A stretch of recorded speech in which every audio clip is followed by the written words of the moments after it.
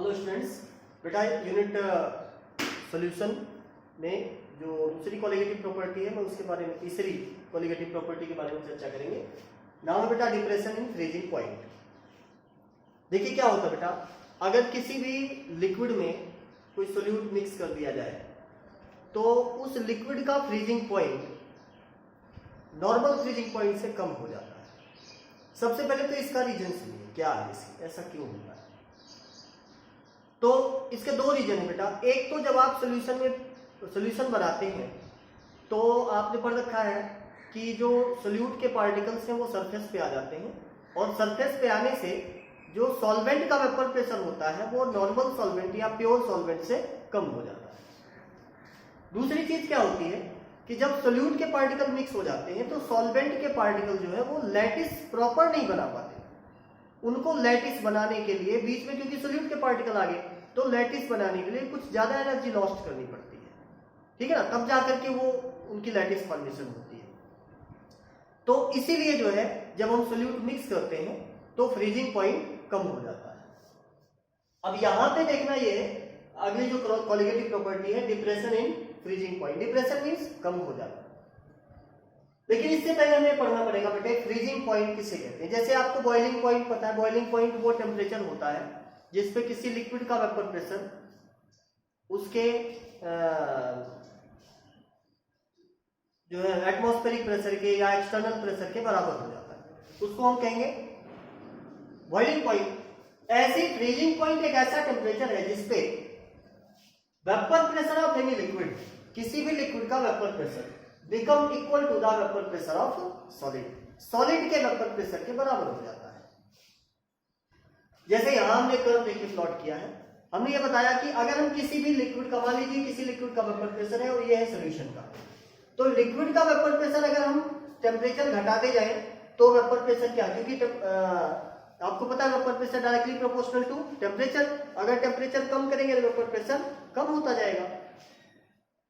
तो जिस टेम्परेचर पे लिक्विड का वेपर प्रेशर सॉलिड के वेपर प्रेशर के बराबर हो जाएगा उस पे ये लिक्विड फ्रीज हो जाएगा और उसको हम क्या कहेंगे, उसको कहेंगे TF नोट।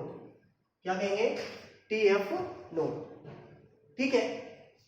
लेकिन जब हम इसमें सोल्यूट मिला देंगे तो इसका वेपर प्रेशर, जैसे देखिए लिक्विड का प्योर स्टेट में वेपर प्रेशर ये था, सोल्यूशन बनाने के बाद वेपर प्रेशर घटेगा तो मान लीजिए वेपर प्रेशर कितना रह गया, उसी टेम्परेचर पे ये रहेगा।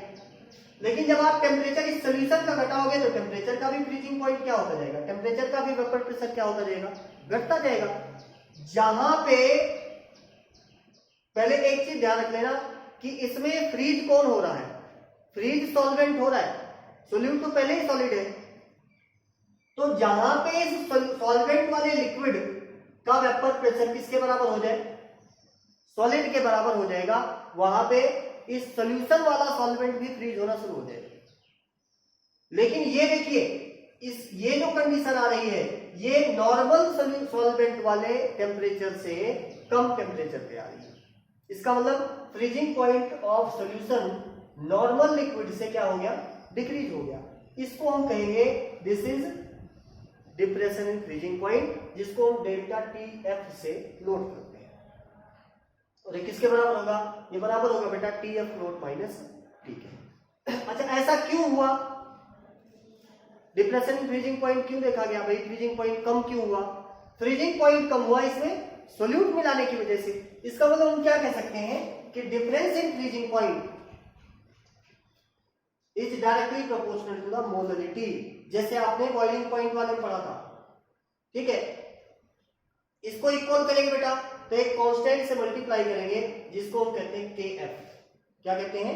KF। इसका नाम है क्रायोस्कोपिक कांस्टेंट या मोलल डिप्रेशन कांस्टेंट। इसकी वैल्यू क्या होती है, जैसे आपने बॉइलिंग पॉइंट निकाला बिल्कुल सेम है, डेल्टा TF, M की जगह हमने क्या रख दिया 1, यानी ऐसा सॉल्यूशन जिसकी मोलरिटी क्या है 1 है। तो ऐसे केस में डेल्टा TF किसके बराबर हो जाएगा, KF के बराबर हो जाएगा। तो हम क्या कहेंगे कि KF क्या है, it is the freezing point of 1 molar solution. Freezing point of 1 molar solution. और मोलरिटी क्या होती है? मोलरिटी WA1000/MAWB, इसकी वैल्यू यहां पुट कर दीजिए।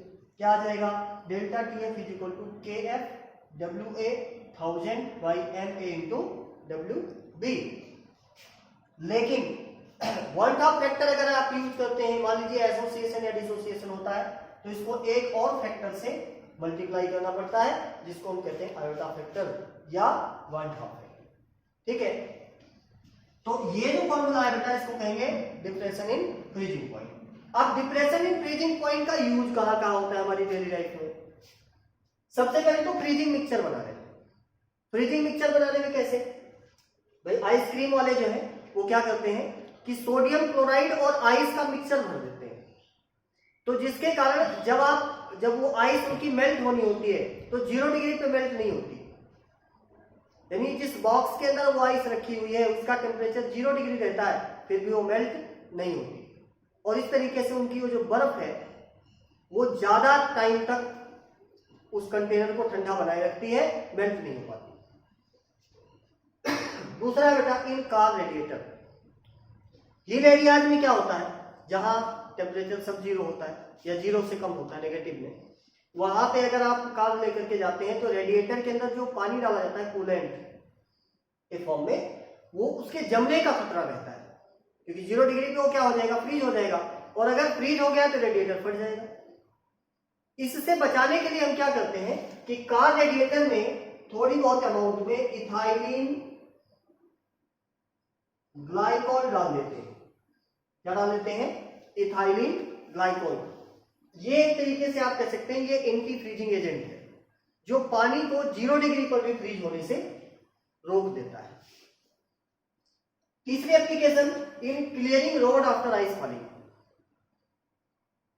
जब पहाड़ी एरियाज में, जहां हिल एरियाज है, जहां अक्सर आइस फॉलिंग होती है, जब वहां बर्फबारी हो जाती है तो रोड वगैरह ब्लॉक हो जाते हैं, और ब्लॉक को खोलने के लिए क्या किया जाता है? उनके ऊपर कोई साल्ट डाल दिया जाता है, जैसे कैल्शियम क्लोराइड डाल दिया, जैसे सोडियम क्लोराइड डाल दिया। तो साल्ट की स्प्रिंकलिंग करने से जो फ्रीजिंग पॉइंट होता है वो 0 से कम हो जाता है।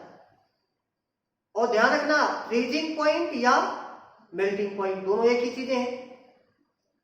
तो जब फ्रीजिंग पॉइंट या मेल्टिंग पॉइंट क्या हो गया? 0 से कम हो गया, नेगेटिव हो गया, तो इसका मतलब जो बर्फ पड़ी थी वो 0 डिग्री से कम टेम्परेचर पे क्या होगा?